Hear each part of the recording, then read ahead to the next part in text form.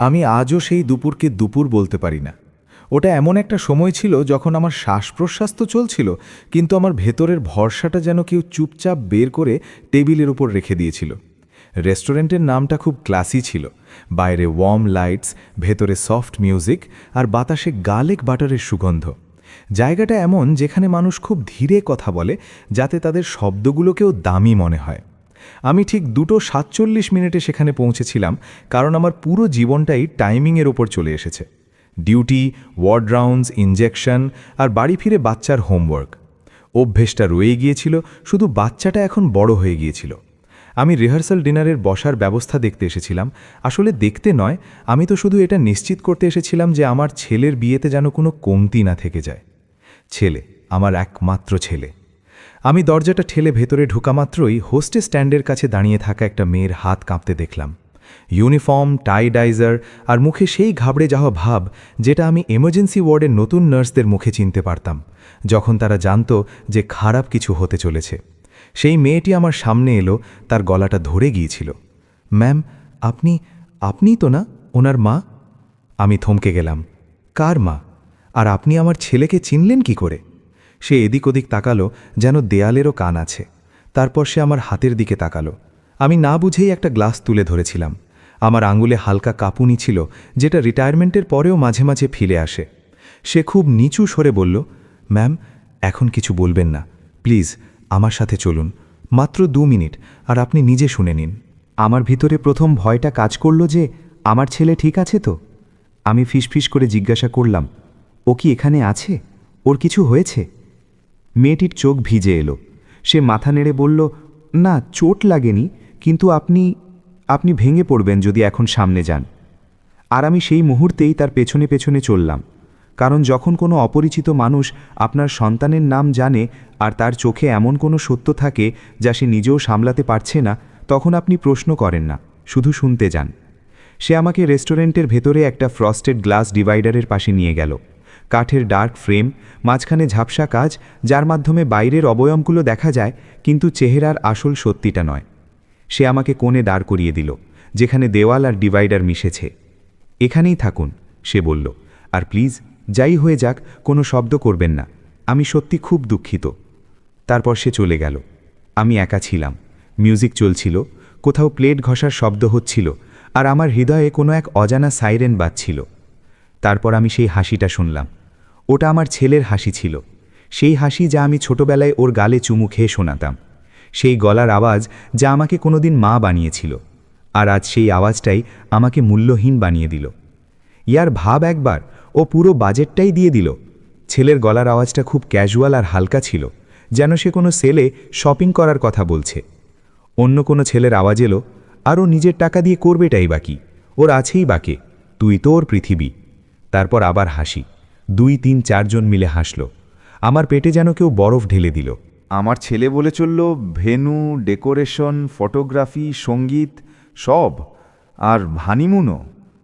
আমি বলেছিলাম না, শুধু একটু মিষ্টি মিষ্টি কথা বলো, একটু গিল্টের সুর দাও, ব্যাস কাজ হয়ে যায়। আমি আমার হাতটা দেয়ালে ঠেকালাম যাতে পড়ে না যায়। তখনই আমার মাথায় একটা কথা প্রতিধ্বনিত হলো, তাহলে এটাই কি আমার মা হওয়া ছিল? একটা মেয়ের গলা এলো, বেশ উত্তেজিত হয়ে বলল, কিন্তু একটা কথা, মাকে বিয়েতে ডাকলে উনি তো আসবেনই। আমার ছেলে এমনভাবে উত্তর দিল যেন তাকে খুব সাধারণ কোনো কথা বোঝাতে হচ্ছে। না রে ভাই, ডাকবো তো বটেই, মানে টেকনিক্যালি ইনভাইট করার নাটক থাকবে, কিন্তু ফাইনাল গেস্ট লিস্টে ওর নাম থাকবে না। আমি আমার নিঃশ্বাস বন্ধ করে নিলাম। আমার ঠোঁট বিনা শব্দে নড়ছিল। সে বলল, দেখ, এটা আমার বিয়ে, ওর পৃথিবীটা আলাদা। আমার ফিয়ন্সে, ওর বাবা, তাদের বিজনেসের লোকজন, কর্পোরেট ওয়ার্ল্ড। আমার মা সেখানে ফিট করে না। আর সত্যি বলতে ফটোগুলোতে খুব অদ্ভুত লাগবে। এক মুহূর্তের জন্য মনে হলো আমি ভুল শুনলাম। তারপর সে একই কথা দ্বিতীয়বার বলল, যেন বিষটা 2বার পান করানো জরুরি ছিল। ও এলে শুধু অস্বস্তি বাড়বে, বুঝতে পারছিস তো? মায়ের সেই সব কথাবার্তা, হাসপাতাল, নাইট ডিউটি, ইঞ্জেকশন, আর তাও সেই পুরনো আমলের শাড়ি পরা, লুকে সবাইকে খুব ক্রিঞ্জ লাগবে। সে আমার জন্য ক্রিঞ্জ শব্দটা ব্যবহার করল। আমার জন্য, যে ওর স্কুলের জুতোর জন্য 2 সপ্তাহ শুধু ম্যাগি খেয়ে কাটিয়েছিল। আমার জন্য, যে পিএফ থেকে টাকা তুলে ওর কলেজ হোস্টেলের প্রথম ফি ভরেছিল, আমার জন্য, যে নিজের শরীরের ক্লান্তিটাকে প্রতি রাতে কাল সব ঠিক হয়ে যাবে বলে ঘুম পাড়িয়ে রাখত। কেউ একজন বলল, ভাই এটা তো খুব নিষ্ঠুর হয়ে গেল। আর আমার ছেলে হেসে বলল, নিষ্ঠুর নয়, প্র্যাকটিক্যাল। প্র্যাকটিক্যাল যেমন আমি কোনো বিল, যেমন আমার ভালোবাসাটা একটা ইএমআই। তারপর সেই মেয়েটির গলা। তাহলে ওটা উনি কখন জানতে পারবেন? মানে যখন উনি তৈরি হয়ে আসবেন? আমার ছেলে একদম শান্ত হয়ে বলল, বিয়ের দিন। ততক্ষণ সাব পেমেন্ট হয়ে যাবে, তখন আমরা বলে দেব যে গেস্ট লিস্টে একটু গোলমাল হয়ে গেছে, ব্যাস। আমি আমার ঠোঁটে হাত চাপা দিলাম। আমার গলায় কিছু একটা আটকে গেল, আর চোখের সামনে নিজের বাড়ির সেই পুরনো করিডোরটা ভেসে উঠল, যেখানে আমি 3 বছরের ছেলেকে কোলে নিয়ে কেঁদেছিলাম যখন ওর বাবা স্যুটকেস গুছিয়ে চলে গিয়েছিল। হ্যাঁ, সেই রাত, যে রাতে আমার কাছে 1500 টাকাও পুরো ছিল না, আর আমি তবুও ছেলের মাথায় হাত রেখে বলেছিলাম যে আমি কোথাও যাব না, আমি তোকে ছেড়ে যাব না। আমি আমার কথা রেখেছিলাম প্রত্যেকবার, কিন্তু আজ আমার ছেলে আমাকে ছেড়ে যাওয়ার পরিকল্পনা করছিল, এবং তাও আমারই উপার্জনের ওপর দাঁড়িয়ে। সে আরও বলল, আর আমার মা কোনো সিন ক্রিয়েট করবে না, ও তো বাড়িতে বসে কাঁদবে, তারপর নিজেকে বোঝাবে যে নিশ্চয়ই কোনো ভুল হয়েছে, আর পরের দিন থেকে আবার নর্মাল বিহেভ করবে। ও তো সবসময় এটাই করে। এই লাইনটা আমার বুকে চাকুর মতো বিঁধল, কারণ সে ঠিক ছিল। আমি সবসময় স্বাভাবিক আচরণ করেছি, আমি সবসময় মানিয়ে নিয়েছি, আমি সবসময় নিজের অপমানকে পারিবারিক ব্যাপার বলে চেপে রেখেছি, আর সেই অভ্যেসের উপরই ওর পুরো প্ল্যানটা দাঁড়িয়েছিল। হঠাৎ আমার হাত থেকে গ্লাসটা পিছলে গেল। ওটা ভেঙে যায়নি, শুধু কার্পেটের উপর হালকা একটা আওয়াজ হলো। কেউ লক্ষ্য করেনি, কারণ বাইরে আমার ছেলের হাসিটা অনেক বেশি জোরালো ছিল। আমি আমার চোখ বন্ধ করলাম, আর পেছনের বছরগুলো সব খুলে যেতে লাগলো, যেন কোনো পুরনো ফাইল ক্যাবিনেট নিজে থেকেই খুলে যাচ্ছে। আমি সরকারি হাসপাতালের নার্স ছিলাম, নাইট ডিউটি, এমার্জেন্সি, আইসিইউ সব দেখেছি। আমি মানুষকে মরতে দেখেছি, কিন্তু কখনো ভাবিনি যে আমার ভরসাটা এভাবে একটা মশকরায় পরিণত হয়ে মরবে। যখন ছেলের বয়স 12 ছিল, আমি আমার শেষ সোনার চেনটা বন্ধক রেখেছিলাম, যাতে ওর কম্পিউটার ক্লাস মিস না হয়। যখন ওর 16 বছর হলো, কোচিংয়ের ফির জন্য আমি এলআইসি লোন নিয়েছিলাম। যখন ও বলল যে মা আমি বাইরে শহরে চাকরি করব, আমি খুশি হয়েছিলাম, আর সেই খুশিতেই নিজের রিটায়ারমেন্ট ফান্ড থেকে ওর প্রথম ডিপোজিটটাও দিয়ে দিয়েছিলাম। তারপর ফিয়ন্সে এলো, খুব পলিশড, খুব কনফিডেন্ট, আর অনেকটা আমাদের তো এমনই চাই গোছের। প্রথমে সে খুব মিষ্টি করে বলল, আন্টি আপনি তো আমাদের পরিবার। তারপর ধীরে ধীরে প্রতিটা মিটিংয়ে সে একটা করে লাইন বলতো, আপনিই তো পে করছেন, তাই আপনারই দেখা উচিত। আর আমি পে করে যাচ্ছিলাম, কখনো ভেন্যু অ্যাডভান্স, কখনো ডেকোরেশন টোকেন, কখনো ফটোগ্রাফার, সঙ্গীত লাইটস, আবার কখনো মেকআপ আর্টিস্টের প্রিমিয়াম প্যাকেজ। প্রতিটা পেমেন্টের সাথে আমার ভেতরে একটা ছোট ভয় কাজ করত, এত খরচ কি আমি সামলাতে পারবো? আর প্রতিবার আমার ছেলে সেই একই হাসি দিত, সেই হাসি যা আমি ওকে হাসতে শিখিয়েছিলাম। Only if you are comfortable mom, কিন্তু তুমিই তো আছো যে সবসময় আমার পাশে থেকেছ। আর আমি কমফোর্টেবল হওয়ার নাটক করে যাচ্ছিলাম, কারণ একজন সিঙ্গল মাদারের জন্য না বলাটা সবথেকে কঠিন শব্দ। এই শব্দটা বলতে গেলেই মনে হয় পাছে আপনার সন্তান আপনাকেও ওর বাবার মতো না ভেবে বসে। আমি সেই স্মৃতিতেই ডুবেছিলাম, যে হঠাৎ কেউ আমার হাতটা ধীরে করে স্পর্শ করল। সেই ওয়েট্রেস মেয়েটি, ওর চোখে আমার জন্য রাগ ছিল। ম্যাম, সে ফিসফিস করে বলল। আমি এই কথাটা গত সপ্তাহেও শুনেছিলাম। আমার মনে হয়েছিল হয়তো আমি ভুল শুনছি, কিন্তু আজ যখন আপনি এলেন আর আপনিই ওনার মা জানলাম, আমি চুপ করে থাকতে পারলাম না। আমি ওর দিকে তাকালাম। ও মুখটা ক্লান্ত ছিল, কিন্তু ওর মনটা পরিষ্কার ছিল। আমি শুধু এটুকুই বললাম, ধন্যবাদ, আমাকে বাইরে যেতে হবে। সে আমাকে রান্নাঘরের রাস্তা দিয়ে নিয়ে গেল, যেখান দিয়ে স্টাফরা যাতায়াত করছিল। ছুরির আওয়াজ, অর্ডারের হাঁকডাক, সবই স্বাভাবিক ছিল। পৃথিবীটা স্বাভাবিক ছিল, শুধু আমি স্বাভাবিক ছিলাম না। গলিতে রোদ খুব কড়া লাগছিল, যেন কেউ চোখে টর্চ মেরেছে। আমি গাড়িতে বসলাম, স্টিয়ারিং ধরলাম, আর কিছুক্ষণ শুধু সামনের দিকে তাকিয়ে রইলাম। কিছুই না, আবার সব কিছু। তখনই ফোনটা বেজে উঠল। আমার ছেলের মেসেজ, মম, আজ মার্কোর সাথে দেখা করতে হবে না। Thanks again for everything, love you. সেই হার্ট ইমোজিটা দেখে আমার ঠোঁট কাঁপল, কারণ লাভ ইউ কথাটার মানে এখন আমার কাছে পরিষ্কার হয়ে গিয়েছিল। পে ইউ। আমি গাড়ি স্টার্ট করলাম, বাড়ি পৌঁছলাম, কিচেন টেবিলে বসলাম। সেই টেবিল যেখানে আমি ওর অঙ্ক করিয়েছিলাম, যেখানে আমি ওর লাঞ্চ বক্স ব্যাক করতাম, আজ যেখানে আমি প্রতি মাসে বিলগুলো গুছিয়ে নিজেকে বোঝাতাম যে সব হয়ে যাবে, আজ প্রথমবার আমি নিজেকে বললাম, আর না। আমি ল্যাপটপ খুললাম, ব্যাংক স্টেটমেন্টস বের করলাম, প্রতিটা পেমেন্টের রেকর্ড, প্রতিটা ভেন্ডারের কনফার্মেশন, সব কিছু। আর তখনই আমার নার্সিং ট্রেনিংয়ের সব থেকে পুরনো শিক্ষাটা মনে পড়ল, যদি জীবন বাঁচাতে হয় তবে ডকুমেন্টেশন বাঁচাও। আমি কন্ট্যাক্ট লিস্টে স্ক্রোল করলাম, আর একটা নামের ওপর আঙুল থেমে গেল, আমার নার্সিং স্কুলের বন্ধু। এখন সে উকিল। ওর ফোন সব সময় ডিরেক্ট আর সব সময় ক্লিয়ার। আমি কল করলাম, সে দ্বিতীয় রিংয়েই ফোন তুলল। কি হয়েছে এই অসময়ে ফোন? আমার মুখ দিয়ে আওয়াজ বেরোলো খুব স্থির, খুব ঠান্ডা, এমন একটা আওয়াজ যা আমার নিজের কানেও নতুন লাগলো। আমার কাছে 7 দিন আছে, আর আমি আজ আমার ছেলেকে আমার রিটায়ারমেন্টের ওপর হাসতে শুনেছি। আমাকে বলো আমি যা করতে চাইছি সেটা আইনিভাবে কিভাবে করব, আর একদম ক্লিন কিভাবে করব। ফোনের ওপ্রান্তে এক মুহূর্ত নিস্তব্ধতা ছিল, তারপর ওর গলা এলো নিচু স্বরে, কিন্তু আগুনের মতো। গুড, এখন আর কাঁদবে না, এখন আমরা প্ল্যান বানাবো।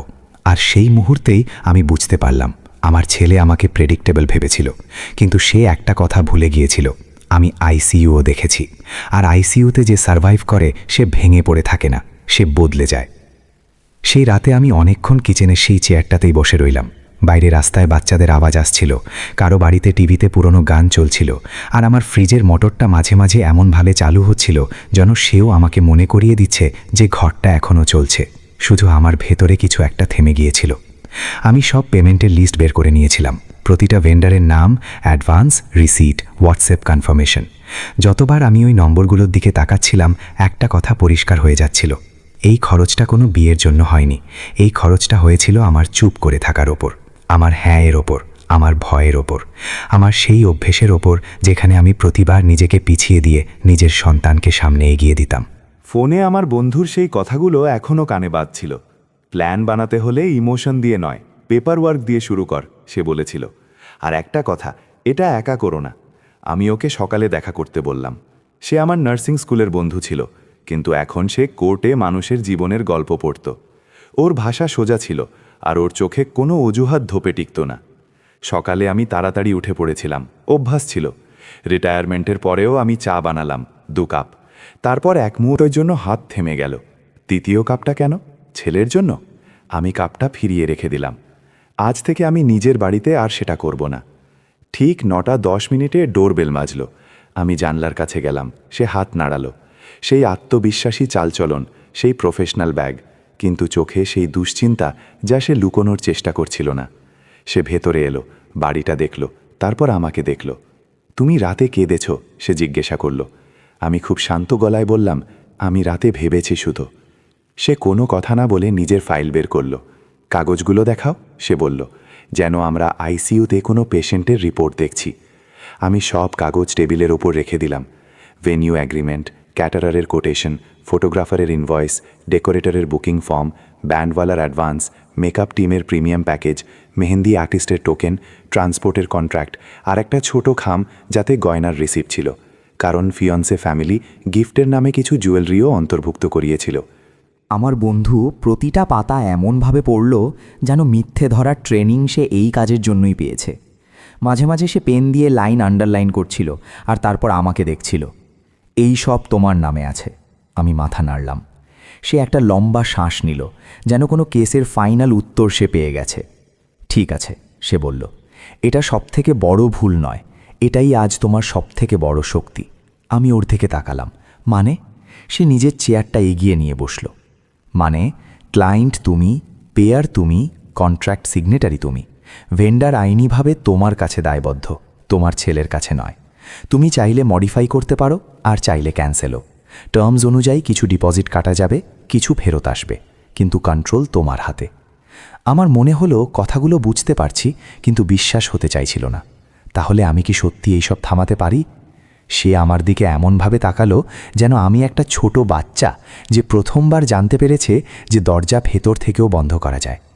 তুমি থামাতে পারো, সে বলল, আর তোমার থামানো উচিত। আমি ধীরে করে জিজ্ঞাসা করলাম, আর ও যদি আমাকে থ্রেট করে বা ইমোশনালি? সে ঠান্ডা গলায় বলল, সেটাও করবেই। তোমার ছেলে তোমাকে চেনে, ও তোমার প্যাটার্নগুলোর ফায়দা তুলেছে। ও কল করবে, গিল্ট দেবে, কাঁদবে, চিৎকার করবে, তারপর আবার মিষ্টি সাজবে। আর যদি তুমি বাড়িতে থাকো, তবে তোমার ওপর আবার দখল নেওয়া ওর জন্য সহজ হবে। আমি আমার মাথা নিচু করে নিলাম। তাহলে আমি কি করব? সে পেনটা নামিয়ে রাখল। প্রথম কাজ, আজ থেকে তুমি এক্সপ্ল্যানেশন দেওয়া বন্ধ করবে। ভেন্ডারদের কারণ জানার দরকার নেই, শুধু ইনস্ট্রাকশন দরকার। দ্বিতীয় কাজ, তুমি কিছুদিনের জন্য অন্য কোথাও চলে যাবে। ফোন সাইলেন্ট, দূরত্বটাই তোমার ঢাল হবে। আর তৃতীয় কাজ, গিল্টকে নিজের স্টিয়ারিং হতে দিও না। তুমি অনেক বছর গাড়ি গিল্টের উপর চালিয়েছ, আর না। আমি একটু হাসার চেষ্টা করলাম, কিন্তু আওয়াজ বেরোলো না। আমি কোনোদিন ভ্যাকেশন নিইনি, আমি বললাম। সে একটু নরম হলো। তাহলে এবার নাও, সে বলল। আর তাও সেই টাকা দিয়ে যা তুমি অন্য কারো ইমেজের উপর খরচ করে দিতে। তুমি এটা অর্জন করেছ। সে আমার ল্যাপটপের দিকে ইশারা করল। কিছু দেখো, কোনো ক্রুজ, কোনো ট্র্যাভেল, যা খুশি। শুধু এমন কোনো জায়গা যেখানে তুমি নিঃশ্বাস নিতে পারবে। আমি বেশি কিছু না ভেবে সার্চ করলাম, আর স্ক্রিনে অপশনগুলো আসতেই আমার মস্তিষ্ক নিজে থেকেই প্র্যাকটিক্যাল মোডে চলে গেল। Dates, budget, safety, booking. ওখানে একটা অপশন ছিল, মুম্বাই থেকে ছাড়া 7 দিনের একটা ক্রুজ, লাক্ষাদ্বীপ আর গোয়া রুট, অল ইনক্লুসিভ। তারিখটা ঠিক বিয়ের 5 দিন আগে ডিপার্চার। দামটা আমার কাছে একসময় অকল্পনীয় ছিল, কিন্তু আজ ওই লাখ লাখ টাকার সামনে কিছুই না। আমার আঙুল ট্র্যাকপ্যাডে থেমে গেল। আমি নিজেকে জিজ্ঞাসা করলাম, আমি সত্যি এটা করতে পারি? আমার বন্ধু শুধু এটুকুই বলল, এখন ভাবার সময় নেই, কনফার্ম বোতাম টেক। আর আমি টিপে দিলাম। এক মুহূর্তে বুকিং কনফার্ম হয়ে গেল। আমার হৃদয় প্রথমবার কোনো ভয় থেকে নয়, বরং এক স্বস্তি থেকে ধরফর করতে শুরু করল। আমার বন্ধু উঠে দাঁড়ালো। এখন ভেন্ডার কলস, সে বলল। এক এক করে করো, আমি এখানেই থাকব, তুমি বলবে আর আমি শুনব। আমি লিস্ট খুললাম। সবার আগে ভেনিউ। আমি নম্বর ডায়াল করলাম, রিং হচ্ছে। তারপর একটা মিষ্টি প্রফেশনাল গলা। নমস্তে ম্যাম, আরাবলি হেরিটেজ লন থেকে বলছি, কিভাবে সাহায্য করতে পারি? আমার জিভ শুকিয়ে গেল। আমি নিজেকে মনে করালাম, এক্সপ্লেনেশন নয়, শুধু ইনস্ট্রাকশন। আমার নামে যে বুকিংটা আছে আগামী শনিবারের, আমি বললাম, সেটা ক্যান্সেল করতে চাই, পুরো ইভেন্ট ক্যান্সেল। Ma'am, cancel? ওর গলা একদম নিচু হয়ে গেল। কি হয়েছে, কোনো সমস্যা? আমার বন্ধু টেবিলের নিচ থেকে আমার পায়ে হালকা ট্যাপ করল, যেন বলছে পিছলে যেও না। আমি বললাম, ফ্যামিলি সিচুয়েশন আছে, ইভেন্ট হবে না। কন্ট্রাক্ট অনুযায়ী রিফান্ড আর ক্যান্সেলেশন প্রসেস শুরু করে দিন। কিছু টাইপিংয়ের আওয়াজ হলো। ম্যাম, আপনি টোটাল 18,50,000 টাকা ভেনিউ রেন্টাল পে করেছেন। ডিপোজিট 5 লাখ নন রিফান্ডেবল, কিন্তু বাকি অ্যামাউন্ট টাইমলাইন অনুযায়ী পার্শিয়াল রিফান্ড হতে পারে। সে টার্মসগুলো পড়ল। আমি শুনতে থাকলাম, আর আমার বন্ধু নোটস নিচ্ছিল। আমি শুধু এটুকুই বললাম, please email me the cancellation confirmation today, আর রিফান্ড শিডিউলটাও লিখে পাঠিয়ে দিন। জি ম্যাম, সে বলল, আমরা মেল করে দিচ্ছি। কল শেষ হতেই আমার হাত কাঁপতে লাগল, কিন্তু এটার দুর্বলতা থেকে নয়, এবার আমার ভেতরে কোনো এক নতুন শক্তি জন্ম নিচ্ছিল। দ্বিতীয় নম্বর, কেটারার। ম্যাম, 450 জন গেস্টের প্রিমিয়াম বাফে প্যাকেজ ছিল, আপনি ক্যান্সেল করছেন? আমি বললাম, হ্যাঁ, দয়া করে ক্যান্সেলেশন পলিসি অনুযায়ী রিফান্ড প্রসেস করুন। সে বলে চলল, per plate cost, advance menu tasting fees, staff booking. আমি মাঝপথে কথা কাটলাম না, শুধু সেই একই লাইন আওড়ালাম, please send it on email confirmation today. তৃতীয়, ডেকোরেটর। ম্যাম, আমাদের স্টেজ স্ট্রাকচার তো তৈরি হয়ে গেছে, আর্টিফিশিয়াল ফ্লাওয়ার অর্ডার হয়ে গেছে। আমি বললাম, যা যা টার্মস আছে ফলো করুন, রিফান্ড যা অ্যাপ্লিকেবল সেই অনুযায়ী প্রসেস করুন। তারপর ফটোগ্রাফার, তারপর ব্যান্ড, তারপর ডিজে, তারপর মেহেন্দি, তারপর মেকআপ। প্রতিটা কলের সাথে আমার ভেতরের সেই পুরনো মা, যে সবাইকে খুশি রাখতে চাইত, একটু একটু করে পিছিয়ে যাচ্ছিল। আর তার জায়গায় এক নারী এগিয়ে আসছিল, যে অবশেষে নিজের নামের সিগনেচারের দাম বুঝতে পারছিল। প্রায় 2 ঘন্টা পর আমার গলা বসে গিয়েছিল। আমার বন্ধু জল এগিয়ে দিল। ব্যাস, সে বলল, এখন আর ফোন তুলবে না। আমি জিজ্ঞাসা করলাম, মানে? সে আমার দিকে আমার নিজের ফোনটা ঘুরিয়ে দিল। স্ক্রিনে মিসড কলের পাহাড় জমেছিল। আমার ছেলের নাম 2 বার, তারপর 3 বার, তারপর হোয়াটসঅ্যাপ নোটিফিকেশনস, মাম কোথায় তুমি, কল মি। আমার আঙুলগুলো স্বয়ংক্রিয়ভাবে স্ক্রিনের দিকে এগোলো, আর আমার বন্ধু শান্তভাবে আমার হাত ধরে নিল। এটাই সেই মুহূর্ত, সে বলল। এখানেই তুমি সবসময় হেরে যাও, কারণ তোমার মনে হয় যদি তুমি কল না তোলো তবে তুমি একজন খারাপ মা। আমার চোখে জল এসে গেল। আমি বললাম, ও আমার ছেলে। সে নরম গলায় বলল, আর তুমি ওর মা, এটিএম ন। ঠিক সেই সময় আর একটা কল এলো, এবার আননোন নম্বর। আমার মন বলল, ফিয়ন্সে। আমি তুললাম না। ফোন বাজতে থাকলো, তারপর কেটে গেল। সাথে সাথে মেসেজ এলো, খুব পলিশড হিন্দি ইংলিশ মেশানো। Hello aunty, please call me ASAP, it's urgent. Urgent? এমনভাবে যেন আমার জীবনটা তাদের মিটিং ক্যালেন্ডারের অংশ। আমি ফোনটাকে উল্টো করে রেখে দিলাম। আমার বন্ধু উঠে দাঁড়ালো। এখন শোনো, সে বলল, আজ রাতে তুমি প্যাকিং করবে, কাল তুমি নিজের ব্যাংকে যাবে, সব রিফান্ডকে আলাদা অ্যাকাউন্টে ট্র্যাক করবে, আর তারপর তুমি বেরিয়ে যাবে। আমি ফিসফিস করে জিজ্ঞাসা করলাম, আর ও যখন ও জানতে পারবে যে বিয়ে ক্যান্সেল হয়ে গেছে, তখন ও কী করবে? আমার বন্ধু একদম পরিষ্কারভাবে বলল, ও ভেঙে পড়বে, আর তারপরও তোমাকে ভাঙার চেষ্টা করবে। এই কারণেই তোমাকে দূরে থাকতে হবে। ওর চলে যাওয়ার পর বাড়িটা খুব শান্ত লাগতে লাগল। আমি আলমারি খুললাম, কত বছর পর স্যুটকেস বের করলাম। তাতে পুরনো ট্র্যাভেল ট্যাগ লাগানো ছিল, আমার নয়, আমার ছেলের। আমি শুধু ওর পেছনে পেছনে স্টেশন বা এয়ারপোর্ট পর্যন্ত যেতাম, তারপর ফিরে আসতাম। আমি নিজের জামা কাপড় রাখলাম, আরামদায়ক আর সাধারণ। তারপর এক মুহূর্তের জন্য আমি নিজের বিয়ের পুরনো শাড়ির কাছে গেলাম। হাত থেমে গেল। আমার সেই রেস্টুরেন্টের লাইনটা মনে পড়ল, ফটোতে ক্রিঞ্জ লাগবে। আমি শাড়িটা ফেরত রেখে দিলাম, আর তার বদলে একটা সাধারণ সুতির কুর্তা রেখে দিলাম। আজ আমি কাউকে ইমপ্রেস করতে যাচ্ছিলাম না, আজ আমি নিজের সাথে দেখা করতে যাচ্ছিলাম। রাত 11:30টার সময় ডোরবেল বাজল। আমার বুকটা ধক করে উঠল। আমি পিপ হোল দিয়ে দেখলাম কেউ নেই, শুধু একটা খাম বাইরে পড়েছিল। আমি দরজা খুললাম। খামের উপর কোনো নাম ছিল না, কিন্তু ভেতরে একটা প্রিন্টেড শিট ছিল, wedding itinerary, seating chart, VIP family photo slot, আর নিচে বোল্ড অক্ষরে লেখা ছিল, বরের মা পৌঁছানোর সময় বিকেল 3টে, আলাদাভাবে কোঅর্ডিনেট করবেন। আলাদাভাবে কোঅর্ডিনেট করবেন? আমি সেই কাগজটা হাতে ধরলাম, আর প্রথমবার বুঝতে পারলাম আমি এই বিয়ের অংশ ছিলাম না। আমি ছিলাম শুধু লজিস্টিক্স, পেইড লজিস্টিক্স। আমার চোখ শুকিয়ে গেল, কান্না এলো না, শুধু একটা অদ্ভুত স্পষ্টতা এলো। সকাল 7টায় আমি ব্যাংকে গেলাম।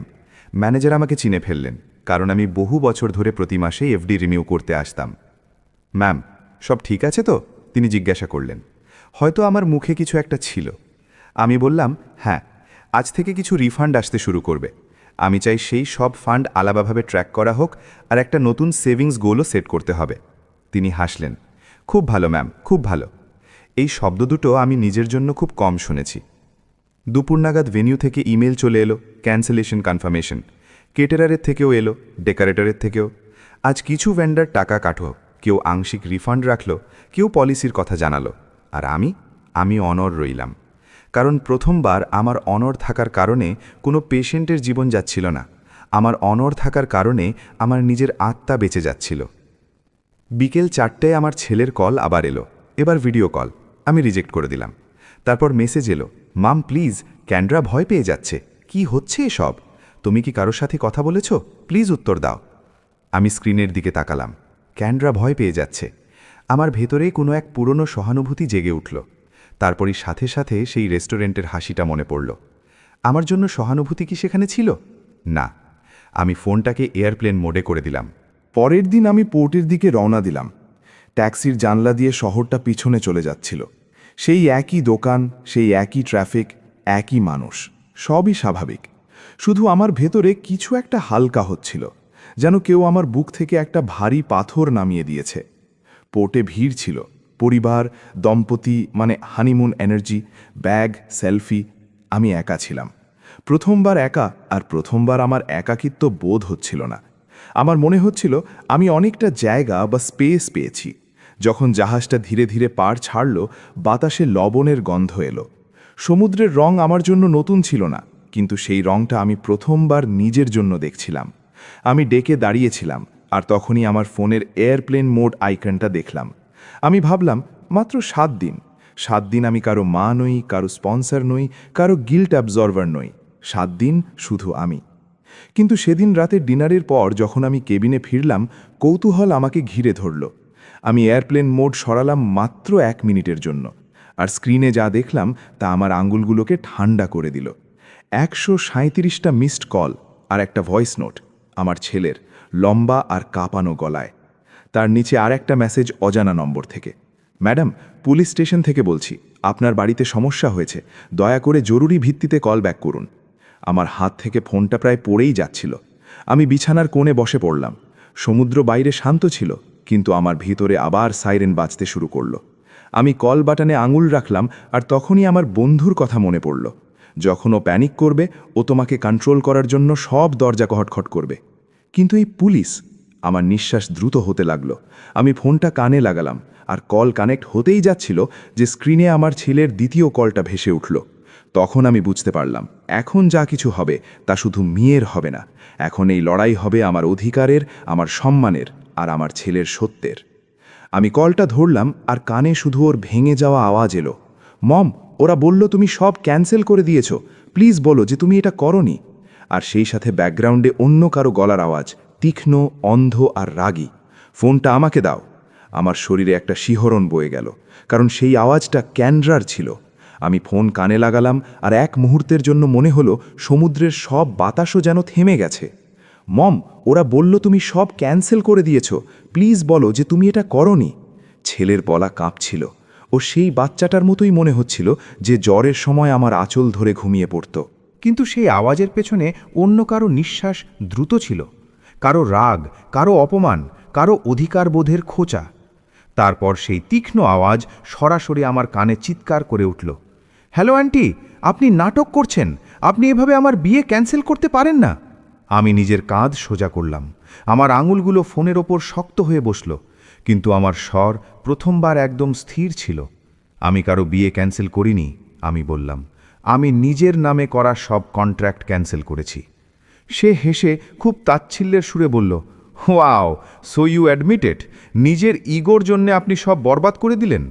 আমার ছেলে মাঝে ঘাবড়ে গিয়ে বলল, ক্যান্ড্রা প্লিজ, মম শোনো, ওটা তেমন নয়, এখানে কোনো ভুল বোঝাবুঝি হয়েছে, কেউ হয়তো। আমি ধীরে করে বললাম, ভুল বোঝাবুঝি হয়নি। তারপর আমি নিজের নাম নিলাম, যেন নিজেকেও মনে করিয়ে দিচ্ছি যে আমি কে।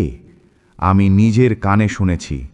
ফোনের ওপ্রান্তে 1 সেকেন্ডের স্তব্ধতা নেমে এলো, যেন কেউ ঘরের আলো নিভিয়ে দিয়েছে। তুমি কি শুনেছ? ছেলের আওয়াজ নিচু হয়ে গেল। আমি চোখ বন্ধ করলাম।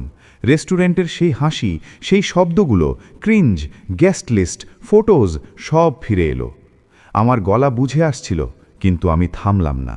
আমি বললাম, আমি শুনেছি যে তুমি বলেছ যে আমি ফটোতে অকওয়ার্ড লাগব। আমি শুনেছি যে তুমি বলেছ যে আমার নামে নাটক থাকবে, কিন্তু গেস্ট লিস্টে আমার নাম থাকবে না। আমি শুনেছি তুমি বলেছ আমি কাঁদব, আর পরের দিন থেকে আবার স্বাভাবিক হয়ে যাব। আর তুমি এটাও বলেছিলে যে শুধু একটু গিল্ট টোন দাও আর টাকা বের করে নাও। ফোনের ওপ্রান্তে কিছু একটা পড়ার মতো শব্দ হলো। হয়তো কেউ ঘরের টেবিলের উপর ফোন আছড়ে ফেলেছিল, বা হয়তো আমার ছেলের হাত কেঁপে গিয়েছিল। তারপর ক্যান্ড্রার আওয়াজ এলো, এবার একটু নিয়ন্ত্রিত, কিন্তু আরও বিষাক্ত। আন্টি, আপনি বাড়িয়ে বলছেন, ছেলেরা মাঝে মাঝে ওভাবে কথা বলে, আপনি এটাকে ব্যক্তিগতভাবে নিচ্ছেন। আপনার খুশি হওয়া উচিত যে আপনার ছেলে একটা ভালো পরিবারে বিয়ে করছে। আমার ভেতরটা ঠান্ডা হয়ে গেল। ভালো পরিবার? যেন আমার বছরের পর বছর রক্তঘামের কোনো দামই নেই। আমি বললাম, ভালো পরিবারের মানে এই নয় যে কোনো মাকে ব্যবহার করা হবে। সে রেগে গিয়ে বলল, ব্যবহার? আপনি নিজের ইচ্ছায় টাকা দিয়েছিলেন, কেউ আপনাকে জোর করেনি। আপনি কন্ট্রোল চাইছিলেন, এখন সেটা হারাচ্ছেন বলে ভিকটিম সাজার নাটক করছেন। আমি আমার বন্ধুর সেই লাইনটা মনে করলাম, ইমোশন নয়, পেপারওয়ার্ক। আর আমি সেইভাবেই কথা বললাম। আমি স্বেচ্ছায় পে করেছিলাম, কারণ আমাকে বলা হয়েছিল আমি ফ্যামিলি, আমি বললাম। কিন্তু যেসব জিনিসের জন্য আমি পে করেছি তার সব এগ্রিমেন্ট আমার নামে। ভেন্ডাররা আমাকে জবাব দেবে, আর আমি ক্যান্সেলেশন পলিসি অনুযায়ী ইনস্ট্রাকশন দিয়ে দিয়েছি। ছেলে মাঝখান থেকে চাপা গলায় বলল, মম প্লিজ, আমরা কথা বলতে পারি, তুমি ফিরে এসো, এই ক্রুজ ফ্রুজ ছাড়ো প্লিজ। ওর কথা শুনে প্রথমবার আমার উপলব্ধি হলো যে ও কোথায় ভয় পাচ্ছে। বিয়ের জন্য নয়, কন্ট্রোল হারিয়ে যাওয়ার ভয়, সেই নিশ্চয়তা ভেঙে যাওয়ার ভয়ে যে আমি সবসময় তাই করব যা ও প্রত্যাশা করে। আমি বললাম, আমি ফিরে আসব, কিন্তু আমি আর পুরনো পদ্ধতিতে ফিরব না। ক্যান্ড্রা আবার তেড়ে এলো, আন্টি, আপনি আমাদের ব্ল্যাকমেইল করতে পারেন না। আমরা অলরেডি সবাইকে জানিয়ে দিয়েছি, আমার বাবা মা লজ্জিত বোধ করছেন। আমার বাবা কন্ট্যাক্টসদের কল করছেন। এটা দিল্লি, এখানে আমাদের রেপুটেশনের দাম আছে। সেই রেপুটেশন শব্দটায় আমি হালকা হাসলাম, কিন্তু হাসিতে কোনো আনন্দ ছিল না। আমার রেপুটেশন তখন দামি ছিল না যখন আমি রাত জেগে হাসপাতালে দাঁড়িয়ে থাকতাম, আমি বললাম। আমার রেপুটেশন তখন দামি ছিল না যখন তোমরা খরচের লিস্ট আমার সামনে রেখে আমার দিকে এমনভাবে তাকিয়েছিলে যেন আমি একটা ব্যাংক। এখন হঠাৎ রেপুটেশন? ফোনের ও প্রান্তে কেউ একজন ফিসফিস করল। তারপর মনে হলো যেন কোনো তৃতীয় ব্যক্তি কলে চলে এসছে। ভারী গলার আওয়াজ, ম্যাডাম, আমি পুলিশ স্টেশন থেকে বলছি। সেই আওয়াজ বলল, আমরা একটা অভিযোগ পেয়েছি যে আপনি প্রতারণা করেছেন আর আর্থিক ক্ষতি করেছেন, আপনাকে কোঅর্ডিনেট করতে হবে। আমার শরীরে আবার সেই শিহরণ বয়ে গেল যা কেবিনে মেসেজ পড়ে হয়েছিল। কিন্তু এবার আমি প্যানিক হলাম না। আমি বুঝতে পারলাম এটা একটা প্রেশার ট্যাকটিক। আমার নিঃশ্বাস দ্রুত ছিল, কিন্তু বুদ্ধি সজাগ ছিল।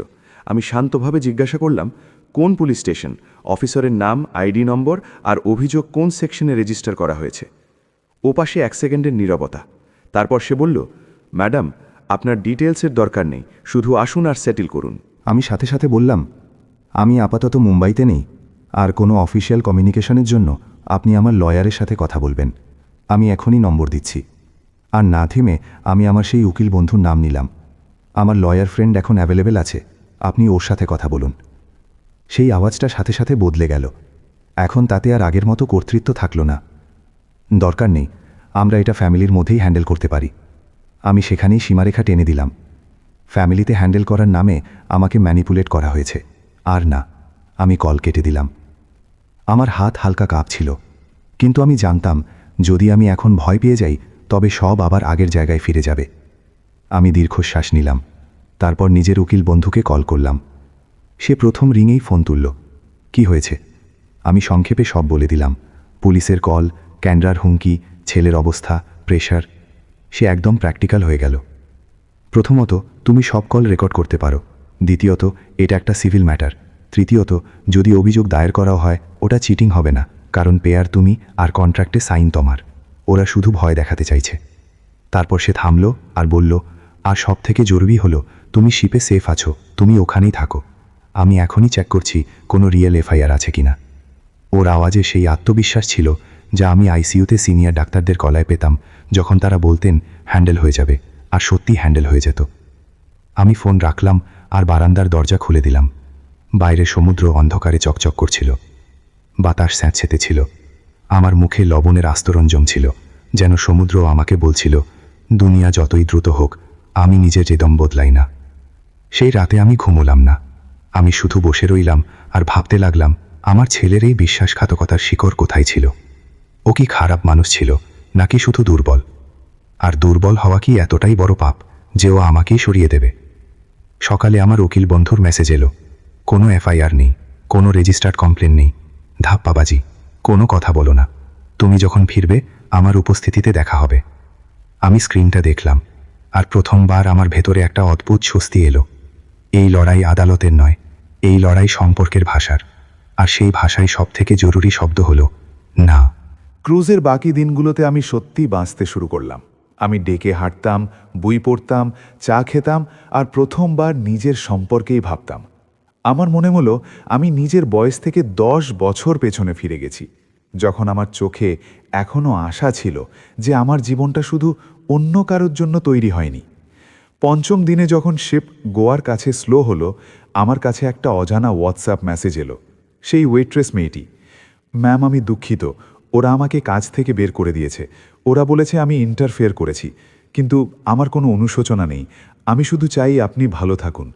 আমি মেসেজটা পড়েই চোখ বন্ধ করে নিলাম। পৃথিবীতে কিছু মানুষ থাকে যারা আপনার রক্তের আত্মীয় হয় না, কিন্তু সেদিন আপনার জন্য মানবতা হয়ে দাঁড়ায়। আমি ওকে রিপ্লাই করলাম, তুমি যা করেছো তা ভুল ছিল না, তুমি একা নও, আমি ফিরে এসেই তোমার সাথে দেখা করব। ফেরার দিন পোর্টে পা রাখতেই মনে হলো মাটিটা একটু ভারী, যেন সমুদ্র আমাকে হালকা করেছিল, আর শহর আবার ওজন চাপাতে চলে এসছে। আমার উকিল বন্ধু ওখানেই ছিল, সাথে একজন ড্রাইভার। সে আমাকে দেখে শুধু বলল, তোমাকে ঠিক মনে হচ্ছে? আমি বললাম, আমি ঠিক আছি, এখন আমি সব পরিষ্কার বুঝতে পারছি। আমরা সরাসরি ওর অফিসে গেলাম। সেখানে এসির ঠান্ডা হাওয়া ছিল আর দেয়ালে বাঁধানো ডিগ্রিগুলো। আগে সেগুলো আমাকে ভয় দেখাতো, আজ সেগুলো আমাকে ঢাল মনে হচ্ছিল। ঠিক 6:30টায় আমার ছেলের কল এলো। এবার আমি অফিসে ছিলাম, স্পিকারে, মম, আমি নিচে আছি, আমি কি ওপরে আসতে পারি? আমার বন্ধু আমার দিকে তাকালো আর আমি মাথা নাড়লাম। আসতে দাও। ও ভেতরে এলো। আমি ওকে চিনতে তো পারছিলাম, কিন্তু ও আমার ছেলে মনে হচ্ছিল না। চোখগুলো ফোলা, শার্ট অগোছালো, আর মুখে সেই প্যানিক যা কোনো শিশু হারিয়ে গেলে হয়। ও আমার সামনে এসে দাঁড়ালো, আর এক মুহূর্তে ওর আওয়াজ ভেঙে গেল। আমি এমনটা চাইনি। আমি ওকে থামালাম না। আমার ওর চোখের জল নিয়ে কোনো সমস্যা ছিল না, আমার ওর চিন্তা ধারা নিয়ে সমস্যা ছিল। তুমি বলেছিলে আমি নর্মাল বিহেভ করব। আমি বললাম, আজ নর্মাল হওয়ার সময় নেই, আজ সত্যি কথা বলার সময়। সে মাথা নিচু করে নিল। আমি ভয় পেয়ে গিয়েছিলাম। ক্যান্ড্রা আর ওর বাবা মা আমাকে ছোট অনুভব করাতেন। ওরা বলতো যদি বিয়ে লাক্সারি না হয় তবে আমি ওতে যোগ্য নই। আর আমি তোমাকে কনভিন্স করতে থাকলাম, কারণ আমার মনে হয়েছিল তুমি সামলে নেবে। কেন? আমি জিজ্ঞাসা করলাম। তোমার মনে হয়েছিল আমি কোনো মেশিন? সে দ্রুত বলল, না মম, আপনি স্ট্রং। আমি প্রথমবার ওর কথা কাটলাম। স্ট্রং হওয়ার মানে এই নয় যে তুমি আমাকে ব্যবহার করতে পারো। ও কাঁদতে লাগলো। আমি এমনটা ভাবিনি। তখনই দরজা খুলল আর ক্যান্ড্রা ভেতরে এলো। ওর সাথে আরও দুজন লোক ছিল, হয়তো ওর বাবা মা। ও অফিসের রিসেপশন থেকে সোজাসুজি ভেতরে ঢুকে এলো, যেন পৃথিবীতে সব জায়গায় ওর এন্ট্রি পাওয়া উচিত। ও আমাকে দেখে চক রাঙালো। So this is your plan. তুমি ওকে একজন লয়ারের কাছে নিয়ে এসেছো যাতে ওকে ছোট করতে পারো। আমার উকিল বন্ধু দাঁড়িয়ে পড়ল। ম্যাম, এটা একটা প্রাইভেট মিটিং, আপনি ইনভাইটেড নন। ক্যানরা হেসে বলল, ইনভাইটেড? আমি ব্রাইড, কোনে? আমার বন্ধু শান্ত স্বরে বলল, ব্রাইড নন, ক্লায়েন্টের মিটিংয়ে অনধিকার প্রবেশকারী। ক্যানরা আমার দিকে ঝুঁকে বলল, আন্টি, আপনি এর মাসুল দেবেন। আমার বাবার কন্ট্যাক্টস আছে, আমরা এটাকে খুব খারাপ পর্যায়ে নিয়ে যেতে পারি। ওর বাবা ভারী গলায় বলল, ম্যাডাম, এটা মিটিয়ে নিন, টাকা ফেরত দিন, নইলে আমরা কেস ফাইল করব। আমি ওদের দিকে তাকালাম। আমার ভেতরে ভয় ছিল, আমি মিথ্যে বলবো না, কিন্তু ভয়ের ওপরে এখন স্বচ্ছতা ছিল। কোন টাকা? আমি জিজ্ঞাসা করলাম। আমি যা পে করেছি তা আমার নামই পে করা হয়েছে, রিফান্ডও আমার অ্যাকাউন্টেই আসবে। আপনার মেয়ে আমার টাকার প্ল্যান বানিয়েছিল, আর এখন আপনি মেটানোর কথা বলছেন?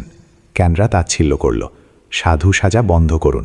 আপনি হিংসে করছেন কারণ ও আপনাকে ছেড়ে চলে যাচ্ছে। সেই লাইনে আমার ছেলে চমকে ওর দিকে তাকাতে লাগলো। হয়তো ও প্রথমবার শুনল যে ও আমার সম্পর্কে কী ভাবে। আমি খুব ধীরে বললাম, আমি হিংসে করছি না, আমি ক্লান্ত ছিলাম, আর এখন আমি মুক্তি চাই। ক্যানরা আমার মজা ওড়ানোর চেষ্টা করল। মুক্তি? আপনি ভাবছেন আপনি আমাদের জীবন কন্ট্রোল করতে পারবেন? ও আমাকেই বিয়ে করবে? আমার ছেলে হঠাৎ বলল। না। সারা ঘর এক মুহূর্তের জন্য জমে গেল। ক্যানরা ওকে রাগে দেখল। কি বললে তুমি? ও তোতলালো না। না, আমি করব না। ওর বাবার আগে বলল, তুমি কি পাগল হয়ে গেছো এই সব কিছুর পরে? আমার ছেলে দীর্ঘশ্বাস নিল, আর তারপর বলল, এই সব কিছুর পরে আমি উপলব্ধি করলাম যে আমি আমার মায়ের টাকা দিয়ে সম্মান কেনার চেষ্টা করছিলাম, আর তোমাদের ওকে অসম্মান করার সুযোগ দিচ্ছিলাম। আমি পারবো না। ক্যানরার চোখ পাথরের মতো হয়ে গেল। So you choose her? Fine, then you are nothing. সে ঘুরে আমার দিকে তাকালো আর এক শেষ বিষ উগড়ে দিল। নিজের ছেলেকে নিয়ে আনন্দে থাকুন আন্টি, ও আবার আপনার জীবন বরবাদ করবে। আমার উকিল বন্ধুর সাথে সাথে বলল, এখনই বেরিয়ে যান। ওরা চলে গেল, দরজা বন্ধ হলো।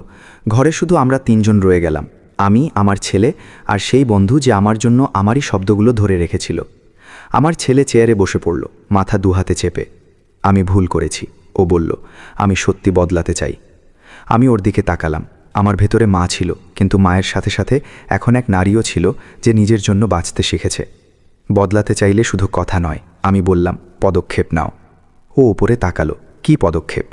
আমি ধীরে ধীরে পরিষ্কারভাবে বললাম, যাতে প্রতিটা শব্দ ওর ভেতরে গেঁথে যায়। প্রথমত, তুমি চাকরির সাথে সাথে ওয়েডিং লোন আর বাকি সব দেনা নিজে সামলাবে। দ্বিতীয়ত, আমার টাকার ওপর আর কোনো দিন কোনো প্ল্যান হবে না। তৃতীয়ত, তুমি কাউন্সেলিংয়ে যাবে, কারণ তোমাকে বাউন্ডারি বুঝতে হবে। আর চতুর্থত, তুমি সেই মেয়েটির কাছে ক্ষমা চাইবে যে আমাকে সত্যি যা বলেছিল আর যার চাকরি গেছে।